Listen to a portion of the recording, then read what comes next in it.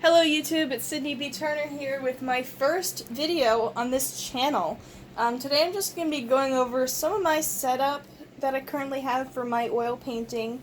I'm painting in traditional oils today, and I can show you, if you like, I can make another video on kind of all the products that I use and different brands that I like, brushes, mediums, there's a lot. There's a lot to that.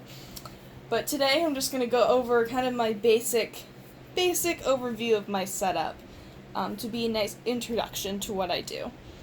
So here I have my easel. This is an N Plein Air Pro easel, and it's a tripod and panel carrier setup. Now there's many different kinds of these. They're mainly used for plein air, and that's actually what I bought it for. But today, this is what I have. This is my new setup. I've also worked on French easels, which my French easel's right here. But I personally like this better. So right now I have this set up in my bedroom. This is my current studio corner for all my art stuff, all of my art activities. So I have my brushes here on the side of my easel. I have a lot, and most of these, if you'd like me to do a video on my favorite brushes, I'd be happy to, but that's a whole nother subject. So I have a lot of them. Most of them are bristle, some are synthetics, a lot of them are synthetics, a lot of different kinds of synthetics. But you get the gist of it. I work at both. And here I have my glass palette. This easel comes with a glass palette with a gray background and a value scale right on the front, which is really nice. I personally like working on glass. I have worked on palette paper, and I did that since I started, really. I've tried wood. I've tried porcelain, I think, too. Yeah, I've tried a bunch. I've also tried plastic. Now, with oils, plastic, I do not recommend. It does not work well. If working in acrylics, yeah, sure thing, but oils, no, don't do it. Just don't. So I'm working on this glass surface, and I have my paints set out here. This is not the typical order that I put them in.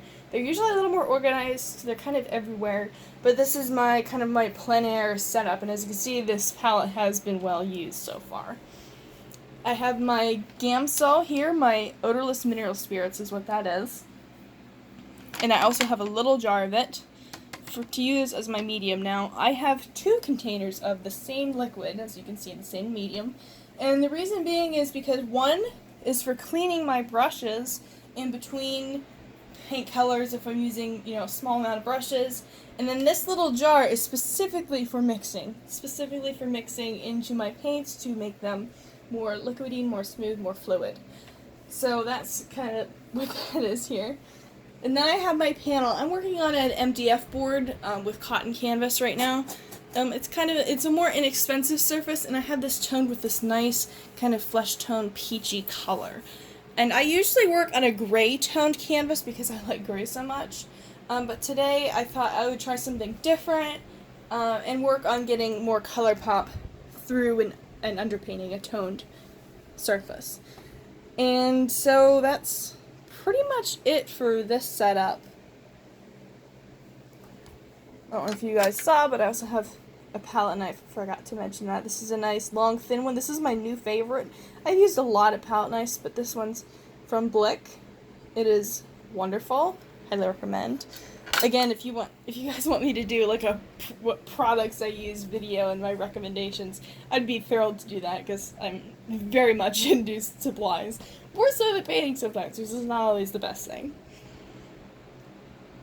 So I'm going to go ahead and get started and start my outline. Today I'm going to be working on a skyscape.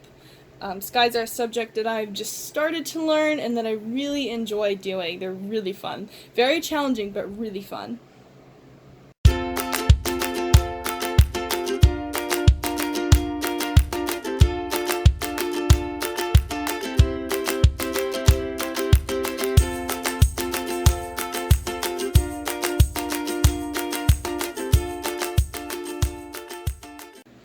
Alright guys, so I have my colors mixed.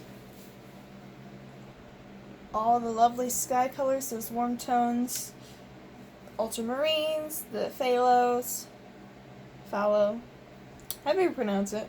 Some nice little grays here, a couple darks, mainly pastels.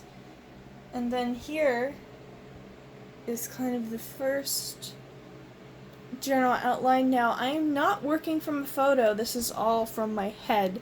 So it's definitely going to be a little bit strange and will change a lot, but that's what I have. Now, do you see why sometimes toning your surface is a great idea? See, that warm tone just is going to really bring out those blues and the purples, and it's just going to be really cool. Now, I generally work on a gray surface. I don't know if I mentioned that in the first part or not. So working on a colored surface is hard for me, even though it is gorgeous and it's fabulous, and I highly recommend you at least try it once. And it can be hard for me to judge value, so this is a nice little exercise for me.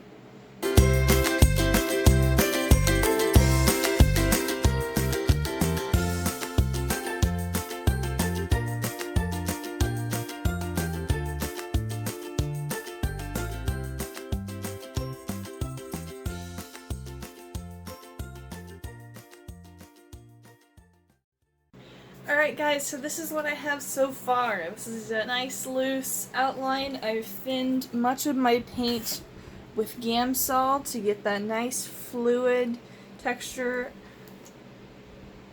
and get that nice kind of drippy outline. As you can see, I put a little too much Gamsol on some of this, so it's starting to drip a little bit, but that is fine.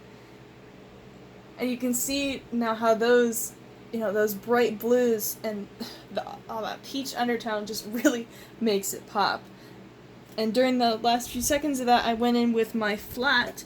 This is a soft synthetic flat, and I started to really soften some of these edges and get some of the more white in because I felt it's getting too blue everywhere. You can't have blue everywhere, you gotta have other colors. And I'm still not sure what exactly this is going to be in here. I was kind of thinking a horizon line because I really like that proportion to the sky to land or water, whatever that's going to be. Or I might do a nice little mountain range in the background and probably have water there. I'm not good at painting water, just so you know. Not good at much anything, but... So that's what I have so far, and I got those ultramarines up there, and I'm pretty happy actually with how this is kind of being outlined out.